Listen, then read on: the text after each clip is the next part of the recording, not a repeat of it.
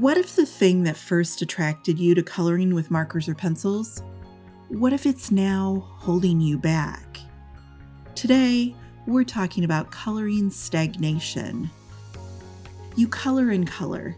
You've practiced blending a lot, but your coloring isn't improving, and you're beginning to get frustrated. You're caught in a feedback loop.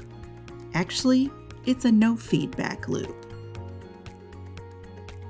Some of you came to markers or pencils through paper crafting. You love stamping, either for scrapbooks or card making, and you love the idea of adding color to beautiful or whimsical stamps. Many of you come from the adult coloring world, where the challenge or the relaxation of coloring books and digital line art pages, that's what lured you in. And then we have the comic and manga fans, and we might include marker journalers like me, too. People drawing and coloring fan art, original characters, or their own illustrations. What do all three coloring styles have in common? You're all being held back, prevented from growing as an artist. All three styles of coloring are based on line art. And line art is a poison pill. Now, before you jump to conclusions, let's be adults. Every time I talk about line art, either in classes or in articles, someone always takes offense. And it's almost like you think I'm attacking you or your coloring, or I'm saying that coloring isn't art, or that you need to run out and learn how to draw. And I'm not saying any of that. My job is to teach people how to color better. And if your coloring skills have stagnated, then my job is to help you over the hurdles that are standing in your way. Folks, something is standing in your way right now. The biggest thing that you can do to immediately improve your coloring, and you can do this thing today, right this very minute, and it won't cost you a ton of money. You need to get rid of the black line art. What is this? Not sure? It looks like a bunch of ink blobs and scribbles. So you can't tell what I'm coloring? Oh, it's an Easter egg. You see it now, don't you? Thanks to the line art. The reason coloring appeals to so many people is that you know that no matter how badly you color, the black outlines will always be there to rescue you, to salvage your mess and make sense of it. No skills required. Don't believe me? Then what is this? Oh, that's an Easter egg too. You don't even have to color the Easter egg to see the Easter egg. Everyone knows it's an egg because no matter how much you stink at coloring, the line art is there to say, hey, look at this fabulous Easter egg. Black line art makes something out of nothing. And that's great for coloring beginners because it removes all the pressure. Nobody will ever ask you if this is an egg or an elephant. But at a certain point, everyone gets better at coloring. Nobody colors like a kindergartner forever. And that's where the line art, which once was your best friend, it now starts to undermine your progress every time you sit down to color. The problem is black line art hides what you're doing. And actually, it hides what you're not doing too. So for years, colorers have been teaching each other how to do this weird, hybridized blending combination way to color. It started in markers, then colored pencil people picked it up, and now I'm seeing it in watercolor too. You do this blending thing where you put a dark color along one or both edges of the shape, and then you blend to make a gradient. Colorers call this shading, but it's not really shading. It's just running gradients in random directions. And it looks cool. Many colorers are obsessed with gradients. I get it. But a few of you, and if you're watching this, you're probably one of the few, a few of you do these gradients for a while, but then the magic wears off. You wonder why it doesn't look as amazing as it used to back when you first started coloring. You realize now your coloring looks kind of flat. When gradients, they're supposed to add depth and dimension, not take it away. And so this starts you on a quest. You buy more markers, you buy more pencils, you search for better blending combinations. You add more contrast to your blends, making your lights lighter and your darks darker. Then you hear about light direction, so you start angling your blends and overemphasizing the importance of specular light. But hang on, the answer is right there in front of you. It always was. You just can't see it because the big black lines are in the way.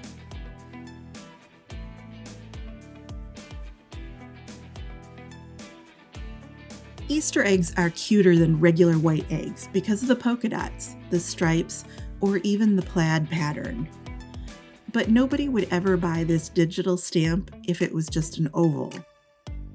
So stamp artists like me and coloring book artists and even the people drawing their own Easter eggs, we outline the stripes.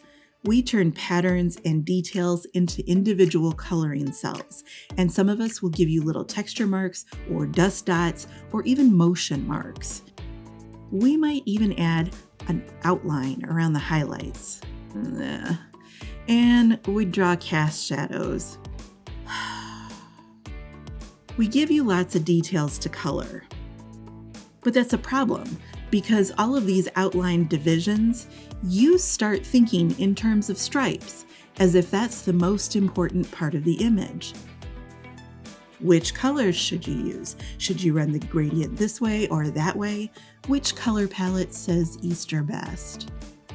You're so busy coloring stripes, you forget to color the egg. If we remove the black outlines, though, the problem is easier to see. Black line art does all the hard work. Black outlines allow you to mess around with gradients and colorful markers. Don't worry, the black outlines will save the day. You can run your gradients any which way. In fact, some of you watching this today, you're hearing this for the first time. You didn't even realize that gradients needed to line up properly to create a realistic egg.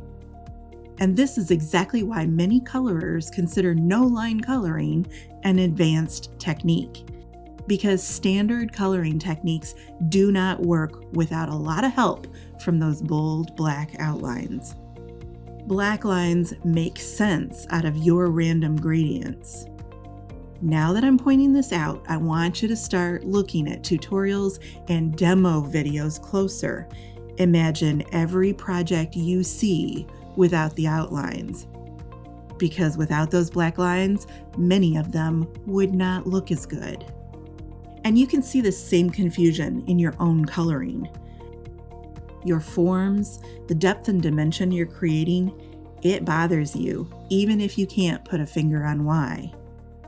When the fun novelty of blending wears off, all you're left with is a gradient technique that doesn't really work. To color a dimensional egg, you actually have to color the egg. Not the stripes, but the three-dimensional ovoid form of the egg underneath the stripes.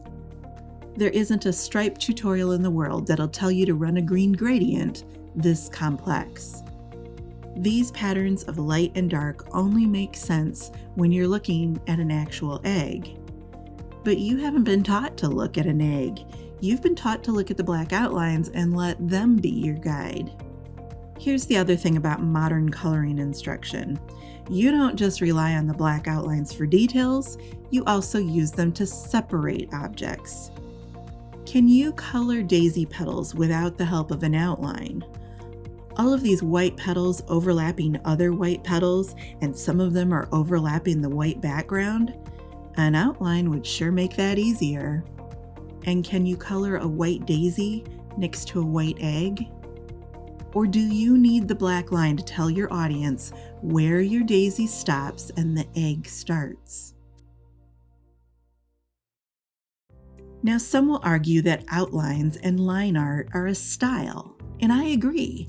Many illustration genres involve the use of line work. But style is fashion, not a crutch.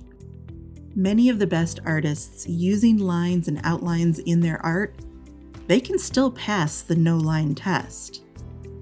They're capturing three-dimensional forms with their coloring. It's there even without the lines. And that's why you can kind of sense that some coloring, it's just a higher quality of coloring, or maybe it's even a piece of artwork. The lines are just added artistry. They're expressive, not foundational. They're not there to make the coloring make sense. So what's the solution? You're not happy with your coloring. You've stagnated and you don't feel like you're growing, and you're here to figure out what to do about it. Now, if you recall, I said earlier, I don't think you need to rush out and learn how to draw. I mean, I'm not going to tell you not to learn how to draw, but drawing and coloring are two completely different skills. Drawing involves line and shape. Coloring, on the other hand, is exactly like painting, and both are focused on color sculpting and form. Different skills. Learning to draw isn't what you need to fix your coloring problems today. You need less line work standing between you and what you're coloring. So get rid of the black lines. Print your digital images in gray. Stamp your stamps in lighter ink. Buy coloring books with fewer lines, thinner lines, or gray lines. And if you're drawing, don't ink your lines until the end of the project, because until you're done, you don't know which lines are actually necessary. This won't be forever. You can resume coloring with strong outlines in a few weeks or a few months, but you need to color without them for a while to see if your coloring can stand on its own. Are you successfully capturing the three-dimensional form? Can we see levels or planes of depth in your coloring, and do those levels look correct? And then for something like this daisy, can you color all of those white petals so that the white petals look separate from each other, separate from the egg, but also separate from the background? Heavy outlines help you make excuses. The stripes are drawn rounded, so you don't have to round the egg. And the petals, they're stacked and some are even folded, so if you detail all of this in black, you don't have to worry about doing it with a marker blend. It's cheating, and after a while, you don't even think your cheat looks good. The most important feedback that you'll ever get about your art is from yourself. You have to be able to look at what you're coloring as you're coloring it, and with a critical eye, you have to decide, this doesn't look right. How can I make it look better? The voice in your head is smart. It has taste and style. It knows what looks good. You wouldn't even be interested in coloring if you didn't have artistic instincts. You'd be golfing, or you'd spend all your time gardening. The fact that you've chosen to spend your time and quite a bit of money on coloring is proof that you have artistic potential.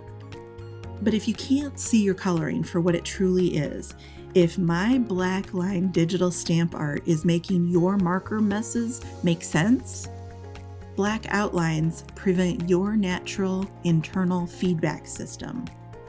You're not getting input from your voice. In the feedback loop, the black outlines, they just stop the conversation that you'd normally be having with yourself.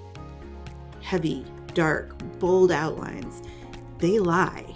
They tell you everything's fine when it's probably not. It looks like an Easter egg, so there's nothing to worry about. And that's causing the stagnation. No voice, no growth. You have to see what you're doing to improve what you're doing and how you're doing it. The outlines helped in the beginning, but they're like training wheels. You have to take the training wheels off to see if your coloring can stand on its own. This Easter egg project is an intermediate level online class using Copic Markers and Prismacolor colored pencils. I walk students through the entire coloring process step by step, We underpaint with markers for an added dimensional boost, and then we enhance the marker coloring with layers of pencils. There's a link to more class information down in the description. And if you want to know more about the problems of black outlines, I made a video about 5 years ago on the subject. It's a little dated, but the info holds up well and the class is still available too. Take the link and a younger me will meet you over there.